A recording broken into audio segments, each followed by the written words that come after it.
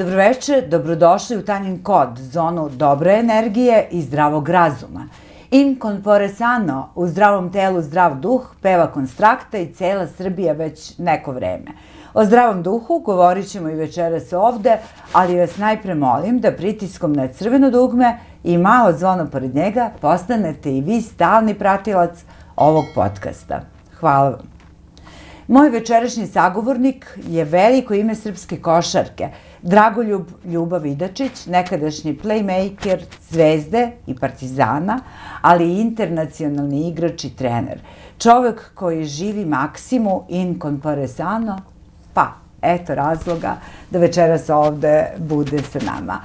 Ljubo, dobroveče, dobrodošao u Tanjin kod. Dobroveče i nadam se da ćemo uživati u ovom razgovoru kao što je i najava emisije. Koliko je bitan taj zdrav duh?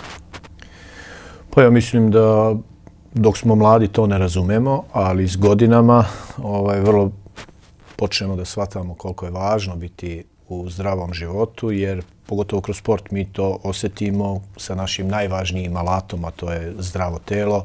Treba da se postižu neki rezultati. Ukoliko se ne radi sve pravilno kako treba, vrlo brzo nailaze problemi, bolovi, a samim tim i odustajanje i slab rezultat. I naravno da se to kasnije odražava i na stanje duha.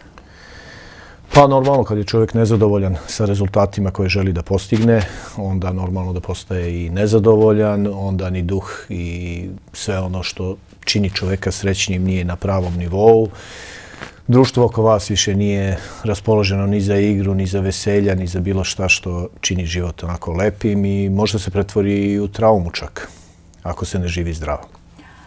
A kada je obrnuta situacija, kada neko se negde jednostavno zaglavi u svojim stavovima, krutim stavovima, predrasudama i tako dalje, da ne kažem o lošim činjenjima i lošim namerama, da li se to i obratno refleksuje na zdravlje, na telesno zdravlje?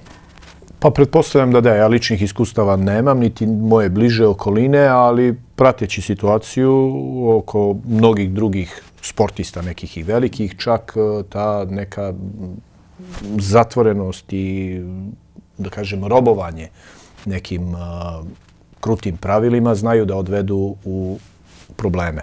Pogotovo to važi za ekipni sport, jer tu morate ipak imati malo nekih razumevanja, da je to grupa od više ljudi, gdje ne možete vi nametati samo svoje pravila, morate se prilagodite i onda će neko reći, pa eto, to možda nije sportski, nije preterano zdravo, ali u funkciji toga da budete deo jednog tima, jedne ekipe koja će praviti rezultat u zajedništvu, onda morate malo i neki deo sebe malo da date u korist ekipe. U nekom periodu odrastanja, u tinejdžerskoj dobi, ja znam koliko je meni značilo to što sam igrala rukomet. I baš ta borba za poziciju u timu negde čoveka očvrsne, učini ga jačim. Mislim da je to nešto što je vrlo bitno i kasnije sam svojoj deci to savjetovala, da se bave grupnim sportovima. Ima li razlike ili je nebitno kojim sportom, samo neka je sport? Mislim da razlike mora biti, pojedinačni i kolektivni sportovi sigurno prave razliku. Oni vrhunski sport, mislim oni sportovi koji su najpopularniji, oni još daju neku dodatnu razliku jer stavljaju vas pod pritisak stalnog nekog merenja sa drugima. Ali samo bavljenje sportom koji krene u mladim godinama je toliko zdravo da tu ja ne bih tražio ni jednu manu jer ona praktično i ne postoji. Tu se uči i kako se ponaša u društvu, tu se uči i kako poštovati neke autoritete, tu se uči i nešto o ishrani, nešto evo, što ti pominješ zdravo telo da se ima, koliko je važan imati pravilan trening, šta je značaj istezanja, šta je značaj jačanja, kada šta se koristi i kako odrastate. Ukoliko volite sport, onda to počinjete sve više i da prihvatate, ne da bude samo nametnuto od nekoga, pa čak i da širite prema svojoj bližoj okolini. prvo mame počinju da gunđaju, bar je tako u mom slučaju bilo kad smo, brat i ja koji smo igrali košarku, tražili malo neke promjene u ishrani jer nam je trener rekao da bi trebalo drugačije jer smo vidjeli na nekom putovanju sa ekipom kako to malo nešto drugačije ide, da nije baš sve samo da se kašikom pojede, jer ako bi bilo manje masnoće u kašici, onda bi to bilo još i bolje. I onda tako počnete da odgajate, ja sam već roditelj 2 sina, 22 godine jednoga, drugog 19 godina i onda prenosim malo te navike i na njih, ali neću da kažem da je to spartanski život u kome nije bilo izlazaka i prema nepravilnom spavanju, nekad i nepravilnoj ishrani ili radu na treningu. Sveukupno ispunjen život sportom. Ti vrhunski rezultati iziskuju odricanje? U tom smislu? Da. Mladalačkih, sitnih grehova. Često razgovaram na tu temu, pa će mi biti, ajde recimo, da kažem, lako odgovoriti na to pitanje. Ljudima koji se ne bave sportom, to izgleda strašno teško i jako.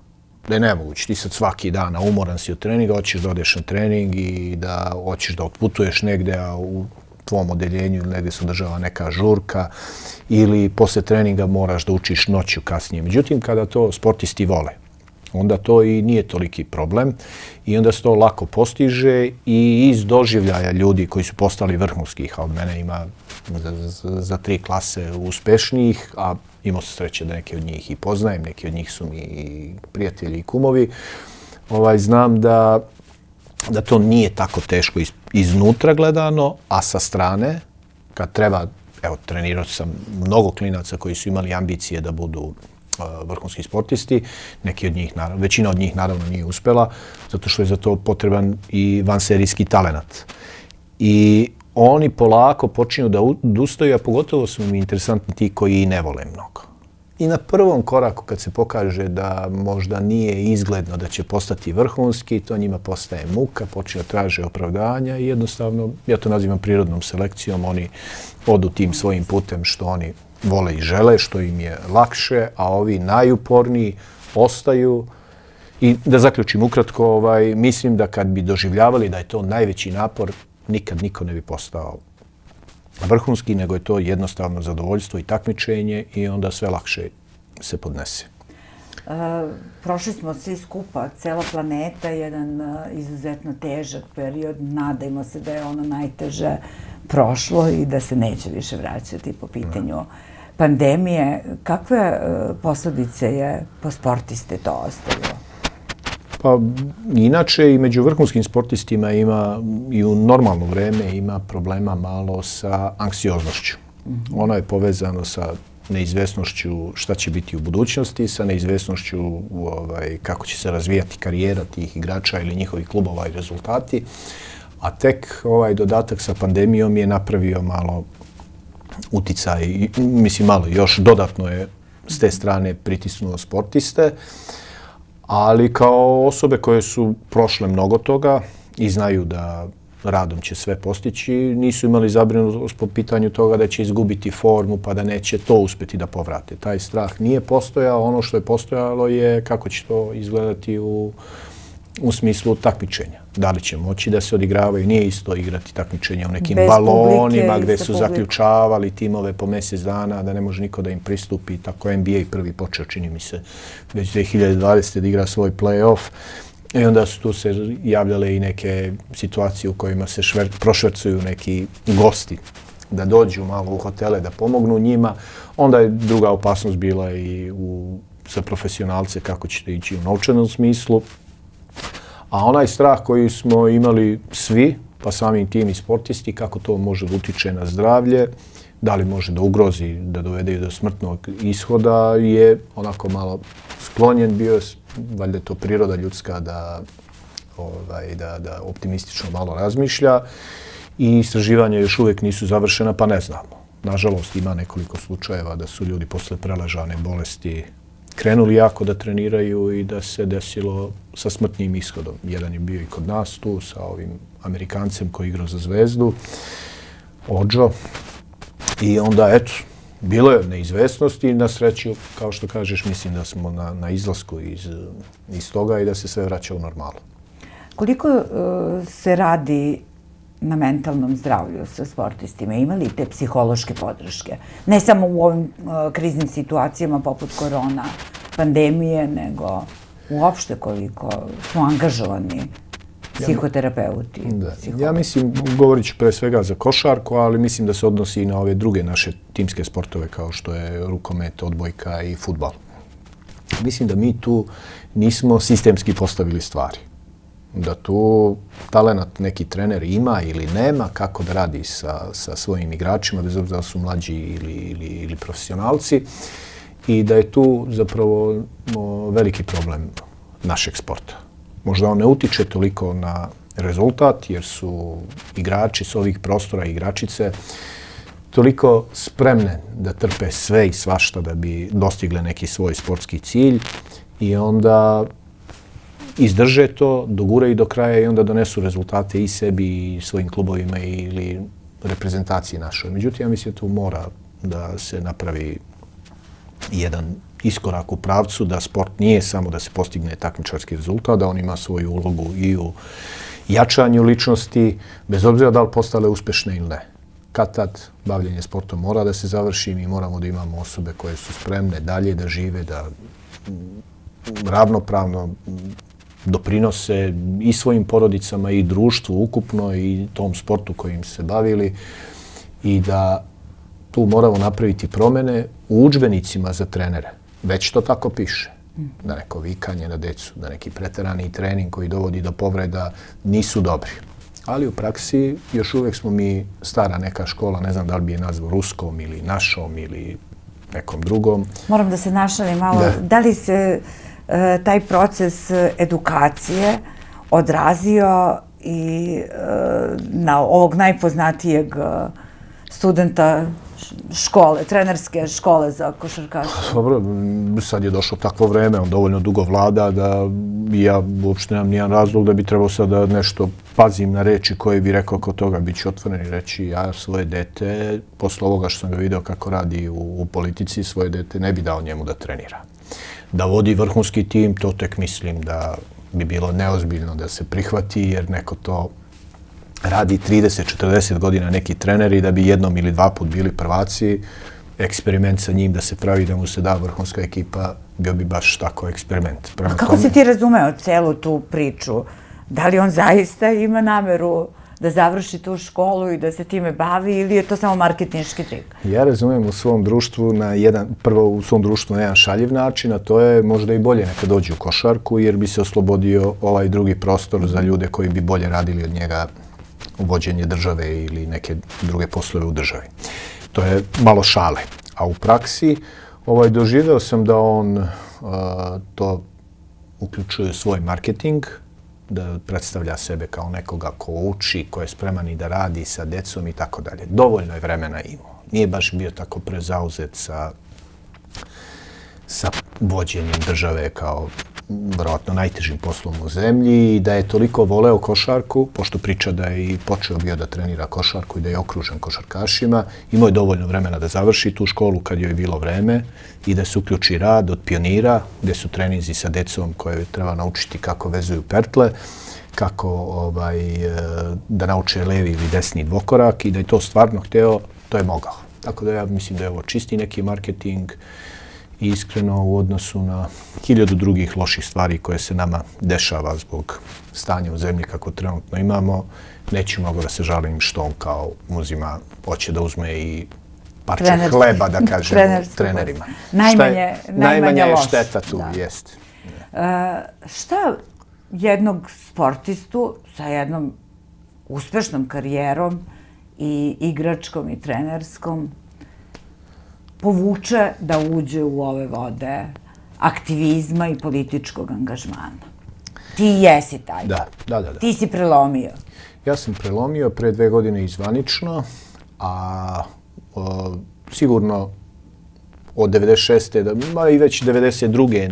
na onim protestima kad se nešto dešava, došao bi tu da vidim, jer sam po prirodi valjda takav da obično imam neku malo drugačiju sliku odnosno onu koju nam predstavlja vlast. Kritički se odnosiš prema životu. Pa tako i prema trenerima uvek je bilo, ali kad se dogovorimo i kad mora se radi, kad je nešto deo timskog rada ili učenje, nešto što mora se radi, pogotovo što ja u glavi prihvatim, a većinu, na sreću ili nažalost prihvatim, tu nema dalje dileme, ali neću baš da prihvatam odmah da nešto valja. Što se tiče ovog posljednjeg angažmana, to je počelo već, ja sam bio trener po Bosni i Hercegovini u nekoliko klubova i odatle sam malo sa strane pratio šta se dešava sve u Srbiji. Porodica mi je bila ovdje sve vreme.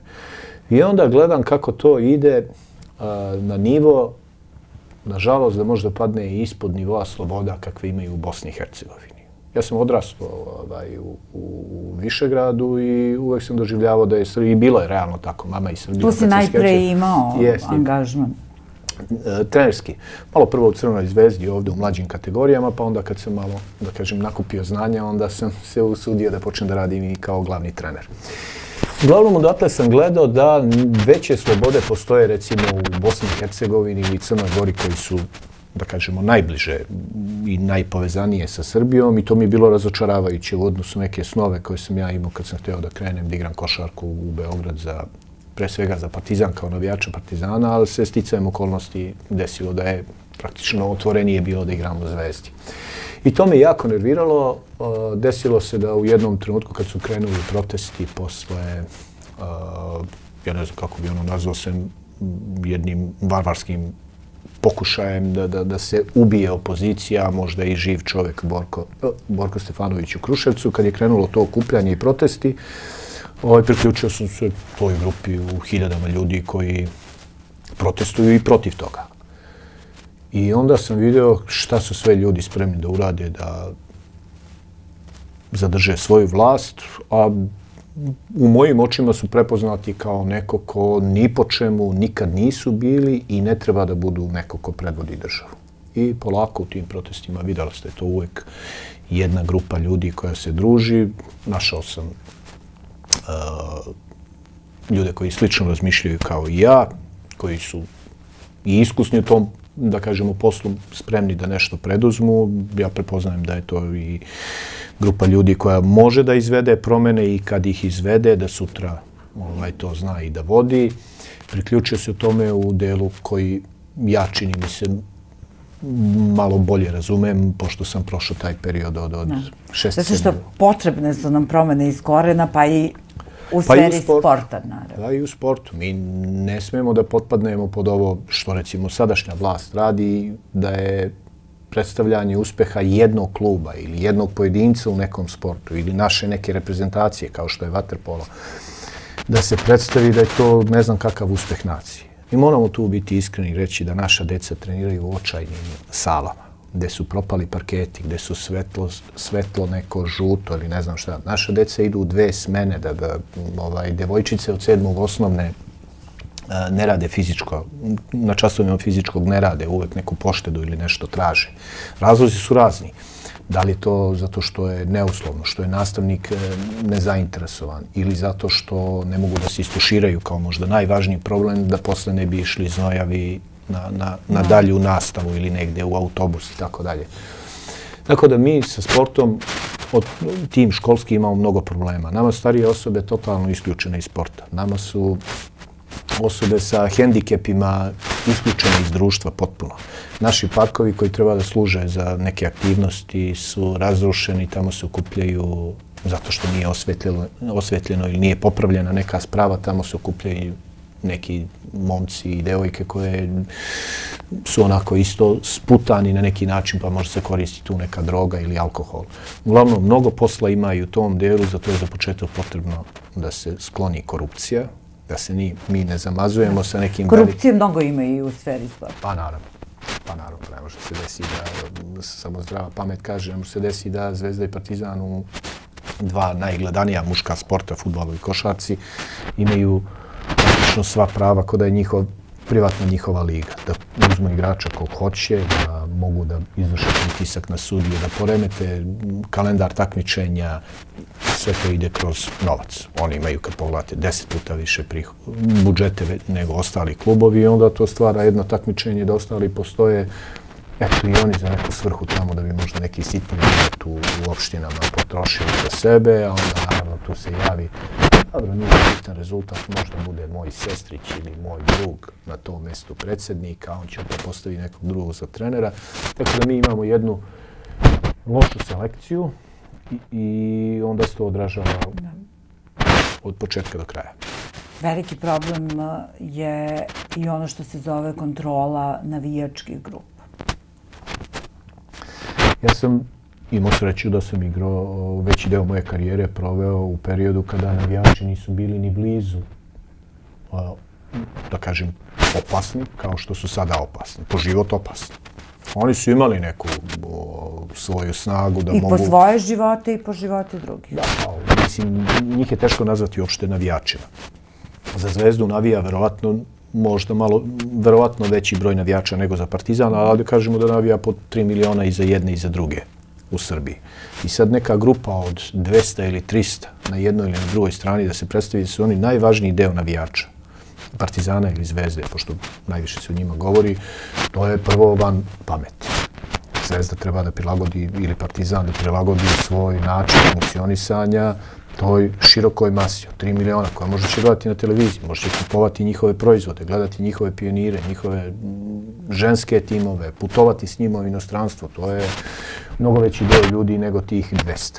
Ali, naravno, znajući u kakvoj zemlji trenutno živimo, za sada još uvijek samo iz kuloara i iz nekih svedočenja znamo šta ti navijači rade, koji su, pod navodnicima kažem, navijači, mi ne možemo do kraja da raščistimo to. Ali za zdrav razvoj sporta, to mora da se stavi skroz sa strane i od navijača se ne može i ne treba tražiti ništa, neka žive svoje živote, nikakvih problema nema, stadion je otvoren za sve da dođu da navijaju i tu treba se ugledati na zapadni svijet kako to funkcioniše i zašto bi mi bili gori od njih. Jesi imao ti probleme sa navijačima s obzirom na to, eto, igrao si za Partizan pa za Zvezdu, je li bilo ti problema? Znamo za slučaj golmana Pantelića koji je zaista imao veliki problem. Oni su Stojkoviću stvarno stvarali velike probleme, ali tu se pojavilo nešto drugo, da su navijači koji po ceo dan samo razmišljaju kako ti navijači, da se ogradim sada ti koji u stvari nisu navijači pod navodnicima, da su oni počeli da se ugrađuju ugovore igrača, da pritiskaju neke menadžerske agencije koje su danas postale neophodne da zastupaju stavove igrače. Mislim, kad žele da menjaju klub, nije baš lako igraču da on sad sa predsjednicima i direktorima klubova pregovara o svojoj ceni i uslovima. I onda tu postoje menadžerske agencije koje to rade i ovi pod navodnicima navijači su videli način da oni tu mogu da utiču, pa su neke uveli, silni igrači su uveli te probleme, pogotovo u fudbalu gde je veći novac. U košarci je toga manje. Ja lično mogao sam da dođem u Zvezdu 1991. iako sam bio navijač Partizana, pre toga je bila opcija 1989. Bio sam tu na probi u Partizanu, ali usled nekih smena trenera nisam ostao i samim tim da sam mogao da kažem da sam navijač Partizana i igram 4 godine za Zvezdu i da imam podršku zvezdinih navijača za to što ja pružam na terenu, govori da je to bilo neuporedivo normalno vreme. Prelazak iz Zvezde u Partizan je bio, dugo se to lomilo u meni, da ili ne, otprilike ponuda je bila slična i da se ostane u Zvezdi ili da se pređe u Partizan, ali malo ambicija, malo jedno drugarstvo i prijateljstvo koje je preraslo u kumstvo je uticalo na to da probamo da krenemo nas dvojica zajedno u... Ti? I Tomašević. Dejan, mi smo zajedno prešli, on je ipak Zvezdino dete i malo značajniji igrač bio za Zvezdu, pa je sad pritisak prilikom tog prelaska bio fokusiran na njega, jer je on trebao da bude igrač i sigurno bi bio da je ostao u Zvezdi, igrač koji bi Zvezdu digao na viši nivo. Ja sam tako malo u njegovoj senci prošao bez nekih problema, osim par skandiranja, mogu da kažem da nisam imao nijedan problem. U privatnim razgovorima često mi to ljudi prebaci, pa ti si prelazio tamo i ovamo, ali prošlo je dosta vremena, ne može se svima objasniti šta su bili sve razlozi, jer meni je to, pored toga što navijam za Partizan, ipak i posao. Partizan pravi jedan mlad tim koji posle sankcija treba da krene da igra u Evropi. Zvezda je posle osvojene neke 2 titule koje smo zajedno uradili i jezgro tima prodala da bi ponovo uspela da prestigne Partizan. Trebalo je da neki igrači na čelu s Tomaševićem odrastu još godinu ili 2, 3. Meni se učinilo ovamo je možda bolje i malo neki status koji sam imao u tom trenutku. I to je to, profesionalac igrač. To je još jedan pokazatelj koliko smo mi duboko podeljeno, polarizovano društvo. Da li si ti optimista? Da li je moguće da dođemo do te tačke kada neće biti tih incidenata na stadionima, kada neće morati kordoni policije da obezbeđuju i da razdvajaju navijačke grupe, da porodično odlazimo na stadione? Ima li nade za nas? Ja mislim da ćemo mi to dočekati sigurno. Neke stvari možda nećemo, velike, o kojima smo maštali, ali da ćemo dočekati da se na stadione normalno ide, to hoćemo sigurno, jer to, ja mislim, u noći, kad se desi promena vlasti, ti ljudi više neće, nisu to najhrabriji od nas bili ni u srednjim školama, ti koji prave probleme na tribinama, nisu to bili ni najpametniji, nisu to bili ni ne znam u čemu, ni u čemu najbolji. To su ljudi koji su se priključili uvek bez greške, jačim od sebe, koji mogu da im omogući neku zaštitu, da to koriste i da prave neku vrstu problema. Skrivajući se iza toga da su oni veliki navijači Partizana ili Zvezde ili Vojvodine ili OFK Beograda, meni liči kao i na one koji se skrivaju i ja sam Srbin, pa je to kao dovoljno. To je nešto na što, da ne bude da ja u tome mnogo nešto pametujem, ali to je nešto na što ja nisam uticao. To su moji roditelji, oni su etnički poreklom i dali, ja sam Srbin i sad ja treba s time da se hvalim. Ja mislim da ljudi treba se hvale s nečim šta su postigli u životu i na osnovu toga da funkcionišu. A onda kad videli koliko je teško da se nešto postigne, onda bi shvatili da nije pristojno da se hvališ s time, jer možda neki ne mogu iz raznoraznih razloga da postignu to, jer nisu imali podršku za studiranje, podršku za neku vrstu umetnosti ili za sport. Da završim u ovom optimističnom tonu, znači nadajmo se da će sportski duh prevagnuti. Sportski duh će vladati na našim terenima sa maltene prvim danom odlaska. I da se vratimo normalnom životu i nakon ovih izbora, da se sve nekako promeni i popravi. Ja se nadam da će tako biti uskoro. Hvala ti puno. Hvala tebi. Ništa na svetu ne može zaustaviti čoveka sa ispravnim moralnim stavom, niti išta može pomoći onom koji ga nema. Mislite i o tome, pa se družimo i narednog četvrtka. I naravno, pišite u komentarima ispod ovog videa, lajkujte, malo nas pohvalite. Hvala unapred. Do gledanja.